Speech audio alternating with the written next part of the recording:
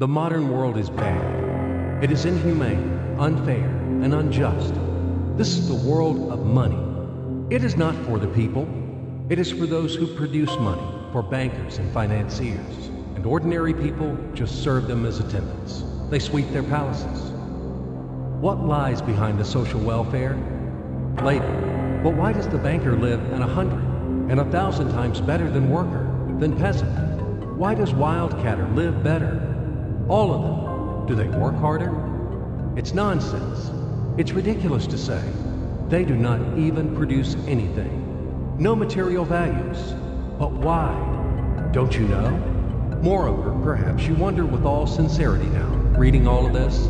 Well, banker and worker, simple hard worker like me or my neighbor Johnny? It cannot be compared. Banker is a bank, money, relations, and contacts. But who are we together with Johnny? Nobody. Naturally, the banker lives better than we do. But there is nothing natural here. The point is that everyone got used to this state of affairs, and they took it for granted. As a matter of course, a banker has to live better, and it cannot be otherwise. But it may be otherwise. So why? Why does a banker work less, but live better than worker or miner? However, intuitively, you got the answer by yourselves. Because the banker is a bank. Money. Exactly, money. This is the whole point, the cornerstone. And about them, about the money, we should talk more in details. So, what is money? Have you ever thought about it? The calculation tool, the measure of labor? As we are told from childhood, almost from the cradle, we have to work, work, and work. The money won't fall down from the sky. They should be honestly and hardly earned, etc., etc., etc. Sounds familiar, doesn't it? Familiar and nauseating. Say it, by the way, to Abramovich, who honestly and hardly earned all his billions. Just for fun, say how to earn money honestly. You will laugh to death. Yes, we have to work, but what should we expect in the end? A small pension and half-starved old age? Poverty. You have spent all your life working on some oligarch. You have been taken away all your power, energy, and health. You've been squeezed like a lemon. And after that, you've just been thrown into the dustbin as the fulfilled material. Is this necessary? But this is the reality, horrific reality of modern society. This is what we should all expect in the end, almost certain. Everything ends up this way for the vast majority of people in today's world, as it ended up for their mothers, fathers, grandmothers, and grandfathers, as it will end up in the present state of affairs for their children and grandchildren, great-grandchildren, then in turn for their children and grandchildren, and so on. The way of the world. Why? All of this is wrong, unfair. It must not exist. Why do some people have to have everything, but others have nothing? Why do some people walk in golden slippers, but the others barely make ends meet? They don't know how to feed their children, although all of them work honestly. Why does it happen? After all, we are the people, the brothers. We are equal, aren't we? Then why? Because there is a lie around us. A huge, continuous, monstrous lie. Do not believe anything that is broadcasted daily on TV by satiated and well-groomed masters of life. And people are not working, and the money is not even a measure of labor. All of this is an insolent and shameless lie. Lie, lie, lie, and lie once again. It is the news which is hung on your ears. Why do they do this? Just to make it easier to manage people. So you are oligarch now, or even an ordinary worthless deputy. Are you equal with others? In what? You live in a different way, eat in a different way, and rest in a different way. In one day, he spends more than you spend in a year. His wife doesn't even get out of Kosovo. And yours? He is treated in the best Swiss clinics. And what about you? his children and yours. Had you compared? Well, where is your equality? Perhaps you are equal in rights, aren't you? Oh, I forgot about the rights. As it is written in our Constitution, isn't it? By the way, there are a lot of things written on the fence, too. Nice and intelligent things. Read in your spare time. You will be inspired by these things. And what kind of equal rights do we have with the oligarch or the banker? I'm just curious. Right to work? Well, we have such a right in our country. Nobody argues. Work hard for the benefit of... You work hard at the factory, and he, soon quickly, as they say, to each his own. The right to elect and to be elected. Well, you can elect, of course. You're welcome. Just vote. No matter how people vote, most important, how these votes are counted. And what about to be elected? Are you going to be elected somewhere? Do you have the money for that? Gold reserve for the election campaign? No? So breathe smoothly and relax. Come back to your factory. Continue to work hard. And do not rock the boat. The feast of life is not for you. It is for those who are more equal than you. What else is there? However, it is not the essence. There is no sense for further continuation. I hope everything is already clear. What kind of equal rights you both have, and who are more equal. It is all about universal equality and fraternity. It is figured out, I think. Now we move on to the money. We won't talk about the measure of labor. These are fairy tales for idiots. Money is not any measure of labor. Otherwise, you would live like a lord, or maybe you don't work too much. I don't know. But what is money? Shackles, fetters, chains, durable and unbreakable chains holding the slaves in subjection more reliably than any steel. What are slaves in the 21st century? Do you ask me? What slaves? You and me, all around. You, me, him, her, all of us. We are all slaves, slaves of money. More precisely, we are slaves of those who print the money. We are slaves of our masters. Nothing has been changed at all during these centuries on earth. Oh, ho, ho. We live so far in the slave system. Only outwardly, everything has become more decent, more delicate, and more sophisticated. Our shackles are no longer heavy, rusty, and steel. They are invisible and weightless now. They don't seem to exist. You can go wherever you want. You can do whatever you want. You are free. But in fact, the shackles still exist. And damn, you are not free. Freedom is an illusion. Money, that's the point. Well, where can you go without money? It is not the Stone Age today. You cannot live in a cave. You cannot dress yourself in animal skins. And you cannot hunt for mammoth. And where are they, these damn mammoths? You need a house, clothes, food. And this is all about money, money, money. And once again, money. After all, everything around is just for the money. You cannot make a single step without them. But where do you find the money? That's right, you have to earn them. Do you hear? Clatter of chains, whistling of the whip, and shouting of overseers. Have you ever thought that it is immoral to sell yourself? That it is a kind of prostitution to sell your own strengths, brain, time? What is the difference from the selling of your own body? Yes, but will you object that people have to work? If everybody stopped doing their jobs, what's going to happen then? We will resettle to the caves again, and we will get dressed in animal skins, won't we? That's right. Everything is right. It is very reasonable, logical, and easy to understand. As ABC, even I understood. That's what I'm talking about. Nothing has been changed at all during all these centuries on Earth. And these convincing arguments could be heard for sure in slave society, when the slaveholders had been trying to make understand their obstinate, blunt slaves who didn't want to work for them, that it is necessary to work hard. Stupid slaves!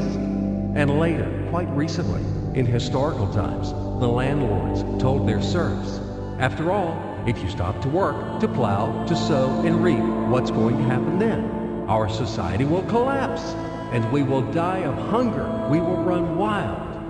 Yes, it is necessary to work, to create something useful for the society. Otherwise, society will degrade and die. But firstly, we have to work voluntarily, not for a bowl of soup, and not only in order to survive. We have to do what we like to do. And secondly, if something, once it is necessary to work, it is necessary for everyone. All people are equal, aren't they? So let everybody work. The situation when some people earn money in a mine at the factory with salty sweat and bloody calluses, while others simply print them, sitting back and sipping expensive whiskey or brandy, is abnormal. Such a situation is not acceptable in principle. And there are no explanations and no excuses to this state of affairs. Absolutely. Money is just paper, candy wrappers. They are not backed by anything tangible, and according to that, money is simply drawn. Sorry, is printed. And these candy wrappers are distributed among the slaves as wages for labor. When the slaves are given an extra wrapper, it means their salary is increased, and they are happy. Are you shocked? Alas, c'est la vie. It is our bitter reality. How is the financial world organized? It is a pyramid. The Fed, U.S. Federal Reserve System, is at the top. The Fed prints dollars. How much? As much as it wants. Of course, Fed adheres to some of its own internal rules and regulations. It tries, for example, not to print too many dollars to prevent complete devaluation of the currency, etc., etc.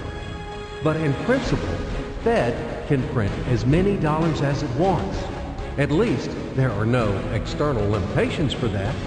Absolutely, the U.S. Fed is guided solely by the reasons of expediency. The lower levels of the global pyramid are the central banks of different countries. All other local national banks are situated on even lower levels. Of course, all of this is slightly simplified, but in general, everything corresponds to reality and reflects overall picture. Why do we need banks? Speaking figuratively, banks play the role of blood vessels in the social organism. Through these vessels, the money, blood, from the heart, the central bank, enters to all its organs. Money, blood, wash these organs.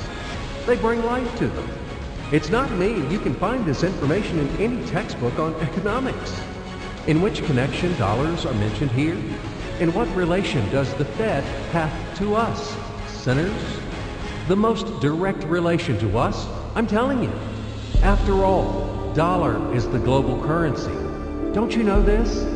Let's say Russian Central Bank, one little proud bird, cannot print rubles without permission of U.S. Fed. Absolutely not.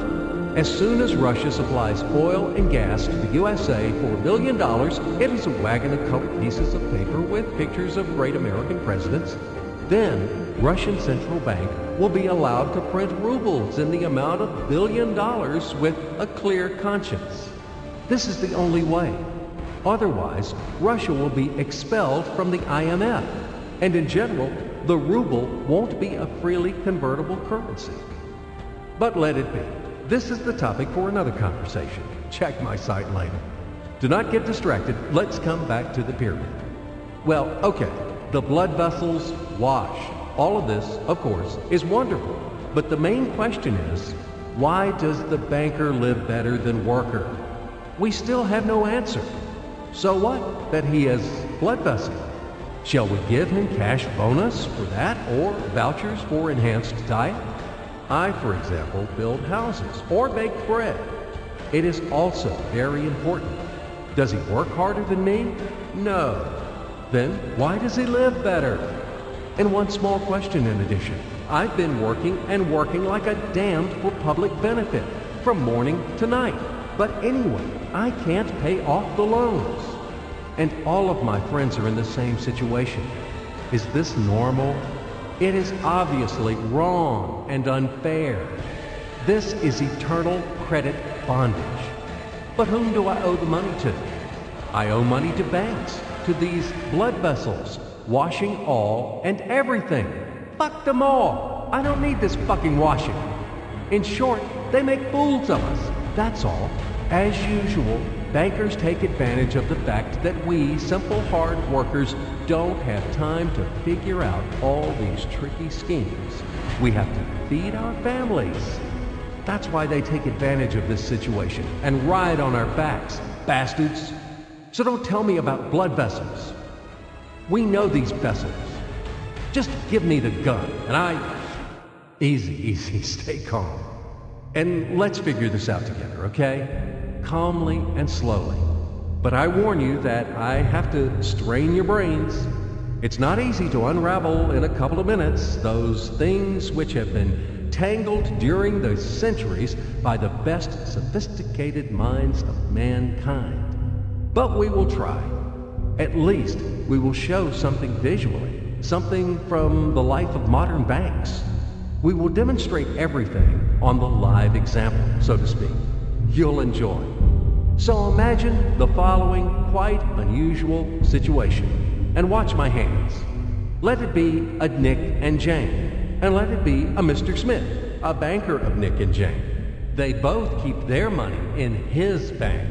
That's why we use the title Mr. Smith, with respect. Nick really wants to buy, well, let's say Jane's bicycle, but he has no money. More precisely, he has money, but not enough, only $10, while Jane wants $100 for her precious bicycle. That's a problem. What should Nick do? Well, this bicycle is so desirable. He gives Jane his $10 as a deposit and asks plaintively not to sell the bike to anyone. He says that he will bring the rest of the money soon. At the same time, he runs to his bank, to the respected Mr. Smith, to get a loan for the missing $90. As ill luck, Mr. Smith has no money at this moment, but he knows perfectly about $10, which Nick gave to Jane. And where will Jane bring his money to? That's right. She will put these $10 in her lovely bank to the same Mr. Smith. Therefore, Mr. Smith asks Nick to come back tomorrow in the hope that tomorrow he will get these $10. And everything happens this way. The next day, Jane brings $10 to the bank. The bank provides Nick these $10 on credit. Nick immediately gives them to Jane. She again puts them in a bank. The bank again provides Nick these $10 on credit, etc. As long as Nick the fool will gather enough money for the bicycle. Don't you get confused yet? Be patient, I told you. These demons have been trying to confuse you during 1,000 years. These damn economists and financiers. But anyway, we will figure everything out. So what do we have in the end? Nick finally got the bike from Jane. Wow! But at the same time, Nick owes $90 to the bank, Mr. Smith. And the bank, in its turn, owes $100 to Jane. In other words, those $10, which existed initially, have magically turned into $200, $190 of debts plus real $10. But these $10 would also turn into $1,000, even in $1 million or $1 billion, if Nick would make a more expensive purchase. In this case, our $10 would make the increasing number of its cycles, circuits from hands to hands. That's it. So, what happens in today's world? SOS! It appears that banks also make money out of thin air and multiply them. Not only Fed can produce money, but banks either. In short, everybody can do this, except you and me. We are not in the business at this celebration of life. I would like to print or draw some money as well. In fact, these banks multiply money without any control, and we're still wondering why the banker lives better. What are naive fools are we? Now it is clear why. The one who produces the money, of course, lives better. But this is not enough.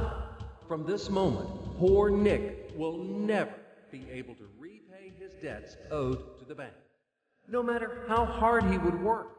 Silly Nick doesn't know it yet, that he's in slavery to the bank, in credit bondage forever, because those $90 which he owes to Mr. Smith do not exist in nature at all.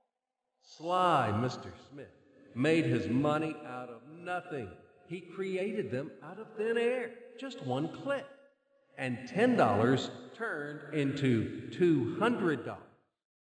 Yes, but you can object reasonably that the bank itself owes $100 to Jane, and it turns out that bank is in credit bondage to Jane, and it won't be able to repay its debts owed to Jane either.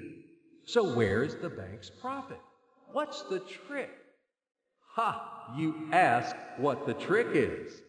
The trick is in the fact that bank has a lot of such Janes, thousands and millions, and they will never come for their money all at once. If one Jane comes, the bank will return her the money of 10 other depositors. That's it. It means that the bank's debt is dangerous and not burdensome. In fact, bank's debt is virtual. It exists only on the paper or in the computer program. It will never be repaid in reality, only in case a panic hit happens, when frightened depositors suddenly will come for their money all at once. Or maybe, do you know any other reason why banks go bankrupt from time to time? Here's why.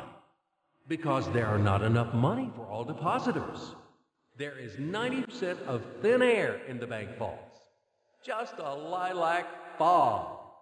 Thus, bank is okay. It blooms and smells. We don't need to worry about it. But our Nick has serious problems now. He has to repay all the debts owed to the bank, completely, with interest and penalties. You know this. He will be forced to take a new credit in order to repay the old one. Then again, the new loan, and again, endlessly, until his death. There is no way out of this credit running knot. It does not exist in principle. That's it, trap slam. Now Nick is perpetual debtor of bank. He is a slave. From now on, he will work for bank until he dies. But he still won't repay his debts. After his death, his children and grandchildren will work for this bank. They all are future slaves of the bank. More precisely, they are slaves of this monstrous and cannibalistic global financial system, which spawned this ruthless and inhumane mechanism which must be destroyed finally. Financial apocalypse. It can break our financial chains and can save all of us. It can finally release us from centuries of slavery. All the old will be burned completely in purifying flame of apocalypse, and the new will be established. The Federal Reserve will be burned, and the wind of change will dispel the ashes of this damned insatiable octopus spider enmeshed the whole world with its sticky financial nets. Banks in their current form will be razed to the ground. They do not wash anything. Do not believe this bullshit. They bring death to all living things. They suck our blood. Banks are parasites on the healthy body of the society. Mites inflated from our blood. They are voracious and insatiable leeches, clung tightly to us. What do they actually do useful? Do they give loans at their extortionate interest? Actually, why do banks charge you interest on loans? Have you ever thought about it? Usury has always been condemned and despised at all times and among all nations. And now it is the norm. An entrepreneur gets a bank loan. For what do they charge interest on? He wants to create something useful for the society, for the whole society, including the bankers. He has to be encouraged and given privileges for that, instead of stripping off 3 skins from him. But today's banks were created not for that. The interests of the society are not important for them. Banks take care only about their own financial profits and benefits. They don't care about the people. Today's banks are faithful servants of the Federal Reserve. They are greedy and avid bloodsuckers, small ghouls in the service of a giant and evil monster. Modern Earl Dracula, who plunged the whole world into financial bondage, and it sucks and sucks our blood. And it will continue to suck the blood of our children and our grandchildren if we don't stop and destroy it. Hammer an aspen stake to all the banks, and do not forget the silver bullets. Apocalypse, only financial apocalypse. We have no other choices. We are not slaves. We are the people, and we choose freedom. And this freedom is already on the threshold.